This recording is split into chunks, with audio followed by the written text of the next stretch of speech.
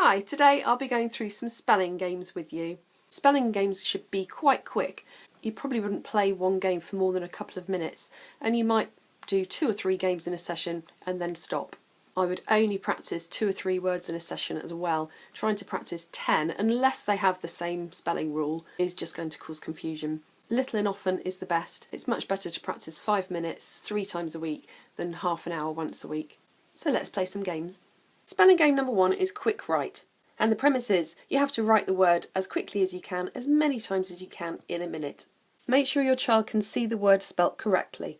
So you might write, if they're practicing they, you could write they at the top of their page so they can see it correctly.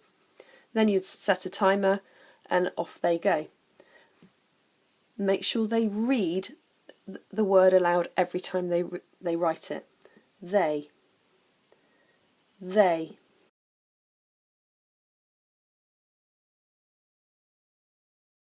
Year 2 should try to join lots of their writing now.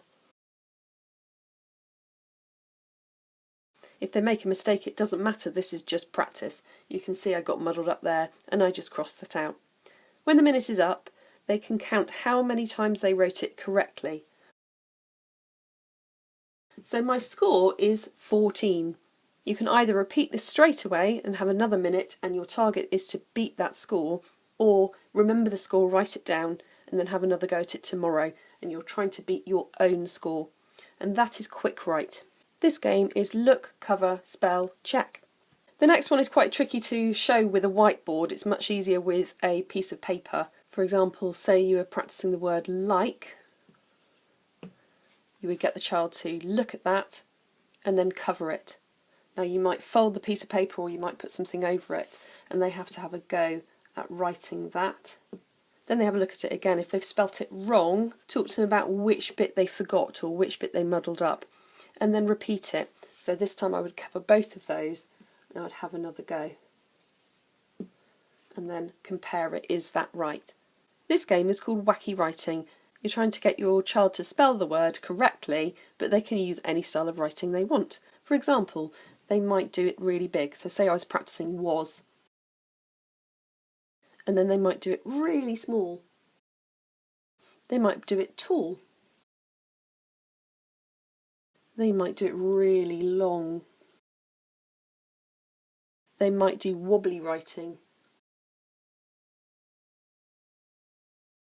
Or they might do robot writing.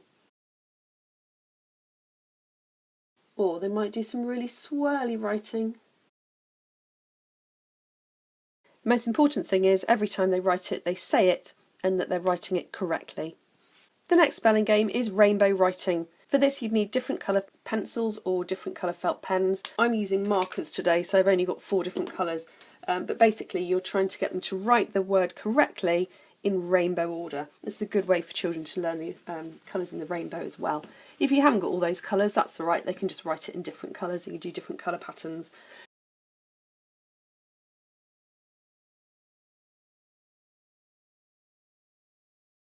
The next game is called Tricky Bits.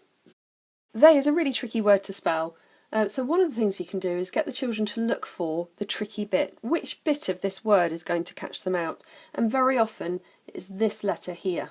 In phonics, children learn that this makes an A sound and this makes an A sound.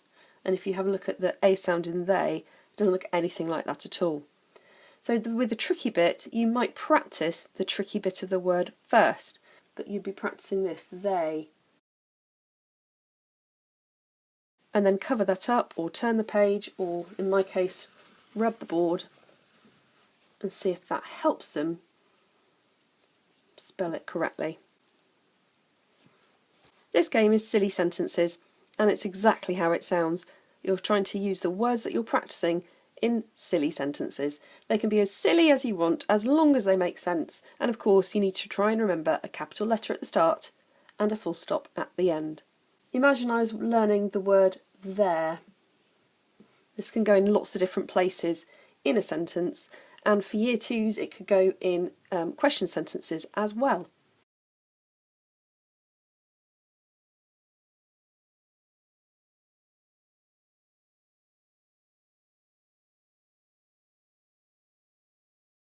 The final idea is mnemonics.